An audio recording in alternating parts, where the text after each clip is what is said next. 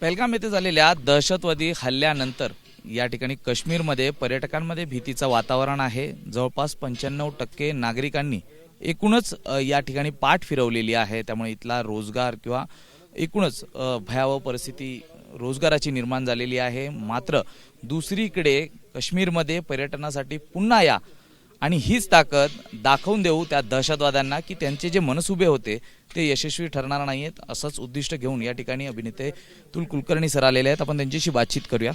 Sir, सर्वप्रथम काश्मीरमध्ये आपण फिरत आहात, आजपासून जे तुम्ही सोशल मीडियावरती आधी कंटेंट टाकलात, काय यामागचा हेतू होता? 22 तारखेला जे काही घडलं ते अत्यंत उद्विग्न करणारी अशी ती घटना होती। आपण सगळेजण अत्यंत दुःखी आहोत आणि ते सगळं वाचत असताना माझ्या मनात असं आलं की आपण असं काही घडलं की काय करतो आपण? सोशल मीडियावरती जातो, काही लिहितो किंवा नातेवाईक मित्रमंडळींची चर्चा करतो किंवा काहीतरी व्हॉट्सॲपवरती फिरवतो इकडे तिकडे। अर्थात ह्या सगळ्या गोष्टींचं महत्त्व आहे, पण माझ्या असं मनात आलं की प्रत्यक्ष कृती अशी मी काय करू शकेन। आणि त्याचबरोबर इतर ज्या गोष्टी वाचत होतो, जेव्हा जसं तुम्ही आत्ता म्हणालात की 95% बुकिंग्स जी आहेत ती कॅन्सल झालेली आहेत।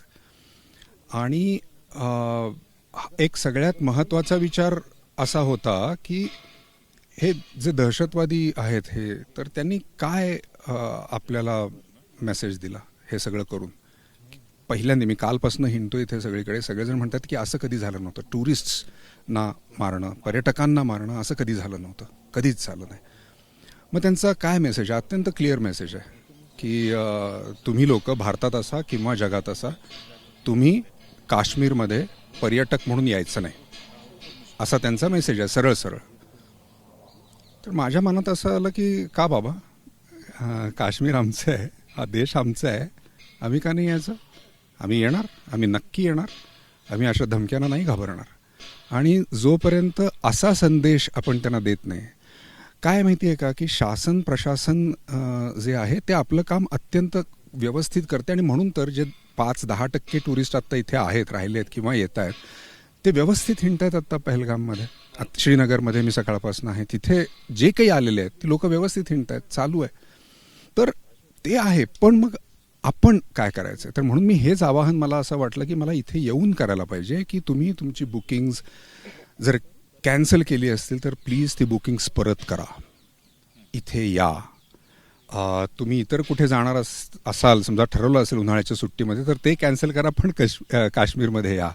कारण काय मी तुम्हाला सांगतो, तुम्ही आत्ता रोजगाराबद्दल बोलत होतात, नक्की रोजगार ही समस्या आहेच, खूप मोठी समस्या आहे। मी कालपासून सगळ्यांशी बोलतो इथे, दुःखात आहेत सगळी लोक, त्यांनी केलेले कित्येक प्लान्स आहेत, इन्व्हेस्टमेंट्स आहेत, सगळं ह्याच्यात आहे। पण पर्यटन हे फक्त पैसा हा भाग नाही आहे, तो खूप महत्त्वाचा भाग आहे। पण पर्यटन काय करतं?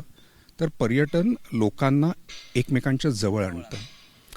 संपूर्ण भारतातनं, जगातनं जेव्हा लोक काश्मीरमध्ये येतात त्यावेळेला संपूर्ण भारतातल्या लोकांना काश्मीरमधली लोक काय आहेत ते कळतं।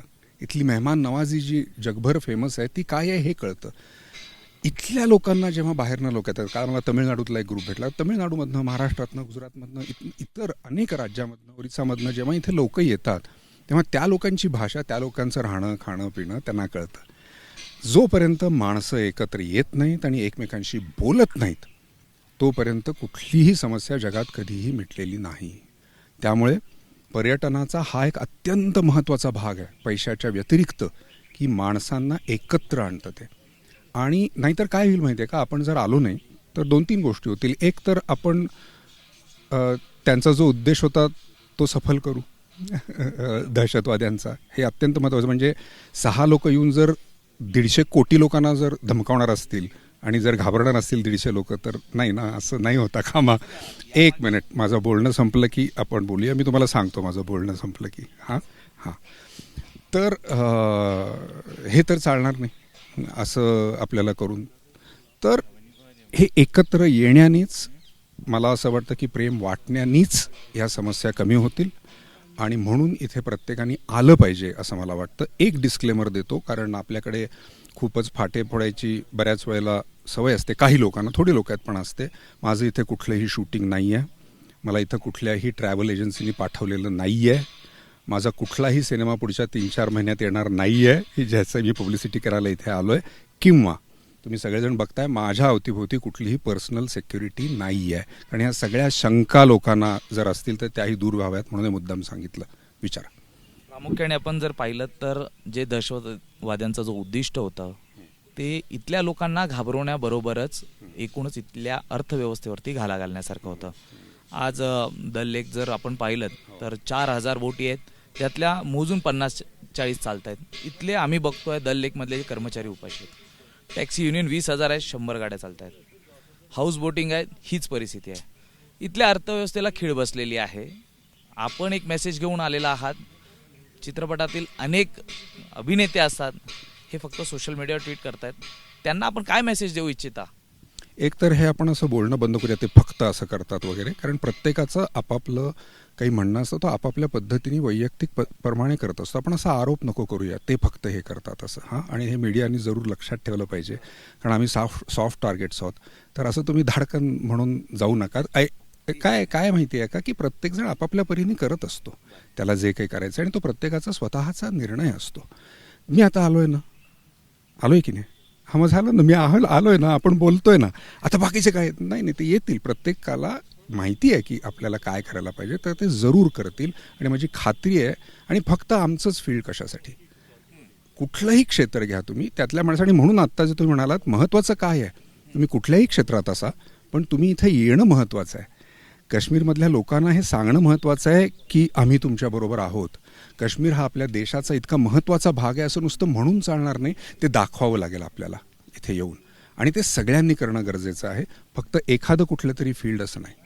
सुरू केलेली ही चळवळ म्हणायला हरकत नाही, पण आता तुमच्या पाठोपाठ इथे आलेला जो मराठी क्राऊड आहे त्यांच्या म्हणजे त्यांच्या तोंडात देखील हे शब्द आहेत की लोकांनी यायला पाहिजे, आम्ही सुरक्षित आहोत. पहलगाम सोडलं तर बाकीच्या ठिकाणी आम्ही फिरतोय, सुरक्षित आहोत.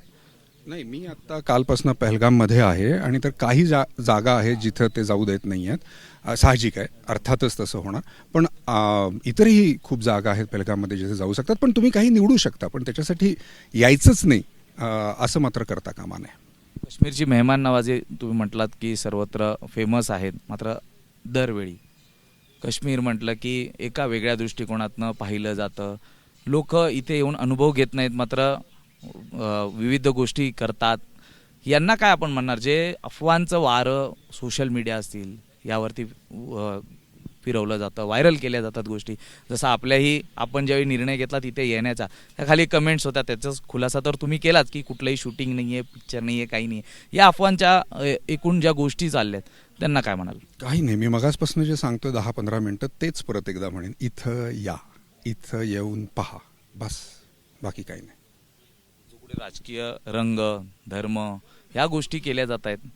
माझं मी मगाशी जे 15 मिनटं सांगतोय तेच परत एकदा, इथं या, सगळ्यांनी इथं येणं गरजेचं आहे. हरवायचं असेल जर ह्या प्रवृत्तीला, कारण दहशतवादी हा एक कदाचित माणूस असू शकतो, पण दहशतवाद हा पूर्ण इझम आहे. तर दहशतवाद्यांना संपवण्याचं, त्यांना शिक्षा देण्याचं काम तर करतीलच आपली लोक निश्चित, आणि ते करायलाच पाहिजे. परंतु दहशतवाद जो आहे त्याच्यामध्ये आपण जर काही एक सामान्य माणूस म्हणून कॉन्ट्रीब्यूट करू शकलो तर ते करणं आत्ताच्या घडीला हे आहे. आपण राष्ट्रभक्ती असं सतत म्हणत असतो, तर ही राष्ट्रभक्ती दाखवण्याची ही वेळ आहे असं मला वाटतं.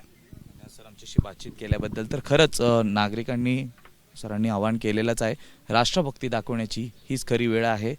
सर्वांनी काश्मीरला या असं आवाहन देखील त्यांनी केलेलं आहे. व्हिडिओ जर्नलिस्ट अनिल संगारेसह मी सूरज सावंत, एबीपी माझा, श्रीनगर. एबीपी माझा, उघडा डोळे बघा नीट.